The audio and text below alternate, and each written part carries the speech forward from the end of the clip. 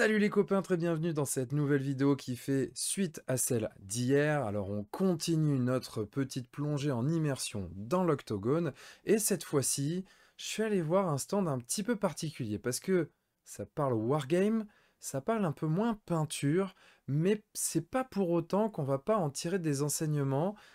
Je vous dis pas tout de suite ce dont il s'agit, allez, il faut continuer la vidéo pour aller voir ce que c'est. Vous allez tout de suite comprendre, c'est parti. Alors là, on est sur le stand de Bricks Wargame, un petit peu particulier, comme vous allez le voir, parce que là, on n'est pas sur de la figurine classique, on n'est pas sur du modélisme peinture, on est sur du Lego. Vous le savez déjà pour ceux qui suivent la chaîne. Mais du coup, là, on parlait justement d'immersion, de créativité. Je pense qu'avec la table qu'on a devant nous, on est un peu au sommet du truc. Donc là, c'est vraiment canon. Comment ça va? C'est le cas de le dire d'ailleurs. C'est vrai que c'est vraiment canon, vraiment au le cas de sens le dire. propre comme au sens figuré, comme quoi tu vois le mec a du talent sans même s'en rendre compte, c'est incroyable. Alors comment ça va? Ça se passe bien le salon? Écoute, nickel. On était claqué hier parce que samedi c'était Tu vénère. m'étonnes. Bah Mais ouais. par contre, c'est de la bonne fatigue. On sent clair.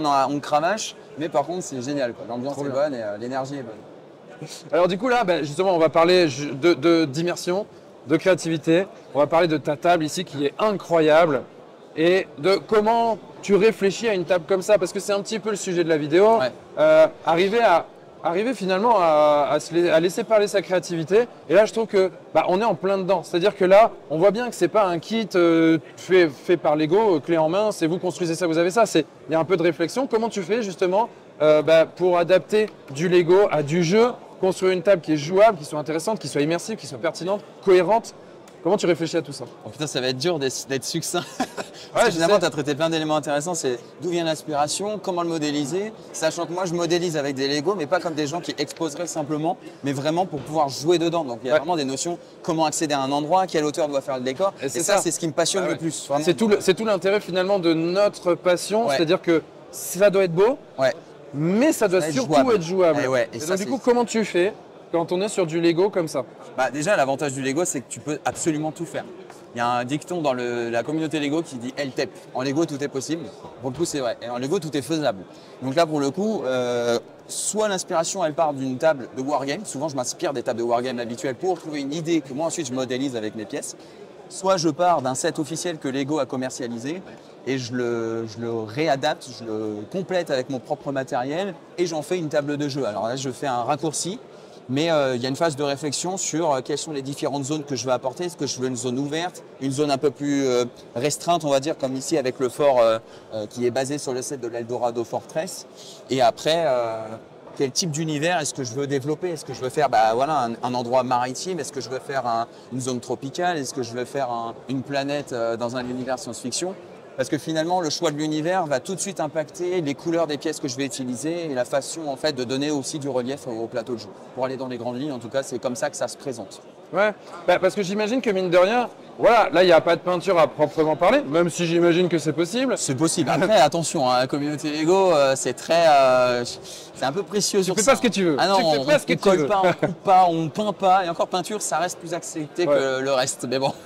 Mais du coup, justement, en fait, quand tu dis il n'y a pas de peinture, mais tu as quand même une réflexion, justement, en termes de lisibilité, de visibilité des différents éléments, donc du coup de générer du contraste Ouais. en utilisant des couleurs différentes. Ouais, ouais. Par exemple, là, c'est bête, mais si on regarde ça de manière simple, on se dit, bon, ok, ta forteresse qui est construite sur du rocher, là, bon, bah oui, c'est du rocher, tu mets du gris. Bah oui, mais monsieur, on met pas que du gris comme ça, on en met aussi du comme ça pour Ouais. faire penser, Ouais. pour montrer les volumes qu'il peut y avoir. Ça, c'est super intéressant. Comment tu réfléchis à tes volumes, à tes contrastes avec des briques qui sont précolorées?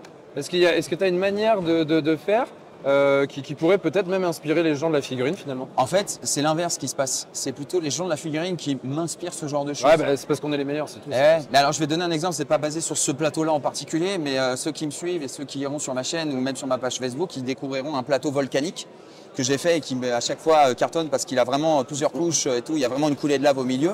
Et en fait, ce plateau-là est parti d'un plateau que j'ai découvert au championnat de France 2022 ou 2023 de Star Wars Légion, qui était dans un univers volcanique. Et en fait, à cette époque-là, mon ancien plateau, il était gris.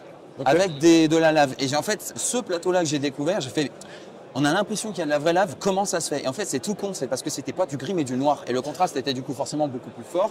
Depuis, j'ai passé mon plateau en noir et là, le résultat, il est sans appel. Ouais. Et en fait, c'est vraiment, à partir de là, j'ai vraiment pris conscience que les couleurs, finalement, indirectement et inconsciemment, elles nous font prendre encore plus conscience de l'immersion. Comme là, finalement, d'utiliser ce qu'on appelle le dark tan, donc en fait le beige foncé, ça nous donne l'impression que le sable est mouillé face au sable sec qui se trouve au-dessus, qui est plus clair. C'est con, hein. Et finalement, c'est pas, j'ai rien inventé, hein. C'est aussi des astuces qu'on retrouve chez les fans de Lego habituels. Moi, j'ai rien inventé là-dessus. J'ai juste réutilisé des choses que j'ai pu voir sur le net. J'ai retrouvé moi-même 2-3 petites astuces parfois, notamment pour l'histoire de la lave, dont je suis assez fier. Après, il y a des choses que j'ai juste repris à droite, à gauche, que ce soit dans le milieu du wargame ou le milieu des fans de Bien Lego. sûr.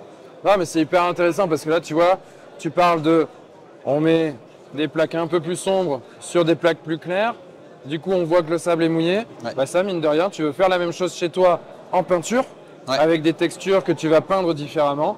Bah, tu peux reprendre l'astuce directement Ouais. et tout de suite, tu auras quelque chose de plus crédible, Ouais. de plus intéressant et du coup, visuellement, de plus immersif. C'est Et ça, ça. c'est vraiment super intéressant. C'est ce qui fait aussi que Bricks Wargame, finalement, c'est un bon entre-deux entre celui qui n'y connaît rien au Wargame qui veut s'y mettre et celui qui veut s'y mettre mais sur un truc un peu plus accessible, on va dire techniquement. Parce que finalement, ça, c'est une façon de transposer la vraie vie sans aller dans la technique de la peinture avec les contrastes, les machins. Là, c'est juste du, ok, du coup, comment je fais pour simplifier mon idée, pour qu'il y ait le résultat sans avoir à trop me prendre la tête. Ouais. Ok, bah, je fais une couche de dark tan, une couche de tan, c'est suffisant et le résultat est là. Et en fait, c'est ce qui, je pense, fait aussi des fois la ciné. On m'a déjà dit, ouais, mais ton travail, on le reconnaît. Alors moi, je sais pas trop comment, mais visiblement, j'ai peut-être une façon de faire qui simplifie en fait certaines idées de manière à la rendre simple et efficace. Ouais. Donc bon, du coup, je suis assez content des rendus que ça peut offrir. Encore une fois, sans pour autant avoir réinventé la roue, quoi.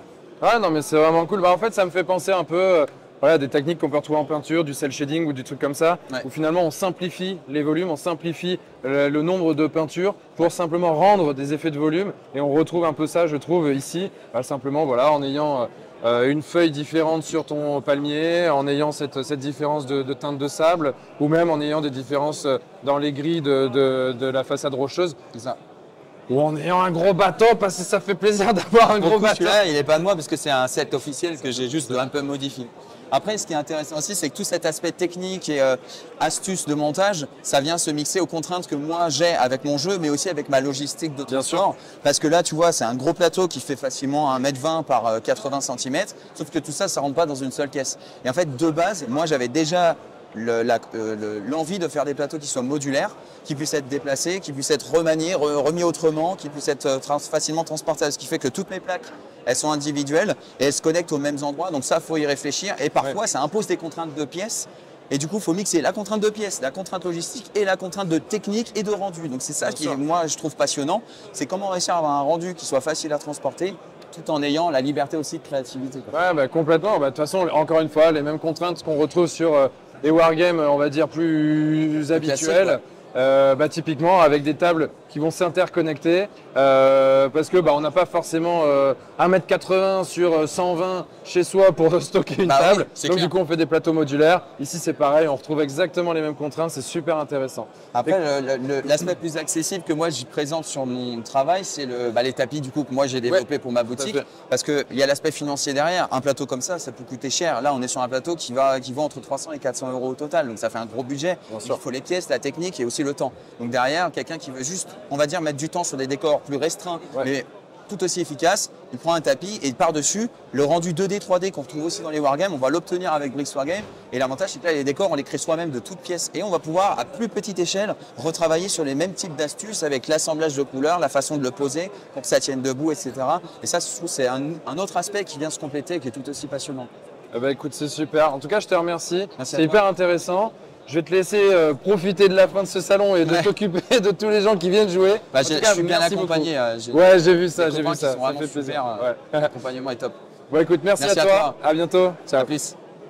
Et voilà les copains, alors oui, comme quoi on peut aussi avoir des petites idées, apprendre des choses sans forcément s'inspirer de peinture. Là, en l'occurrence, on voit avec ce travail de construction de Lego, eh ben, que justement, on arrive à faire des choses qui sont hyper sympas et du coup, on peut en tirer des enseignements. Encore une fois, je sais, j'ai pas mal insisté sur ce truc-là, mais le fait, voilà, de venir mettre des petites briques de couleurs légèrement différentes sur le sable, eh ben nous, c'est quelque chose aussi dont on peut s'inspirer quand on va construire nos décors. Bref, j'ai trouvé ça hyper intéressant, j'espère que c'est le cas pour toi aussi. Si c'est le cas, d'ailleurs, n'hésite pas à liker la vidéo, à t'abonner à la chaîne pour pas louper les prochaines vidéos, et puis bah, à la partager aussi, c'est toujours bien, déjà ça aide la chaîne, et puis en plus là pour le coup, ça aide aussi les projets qui apparaissent dans ces vidéos.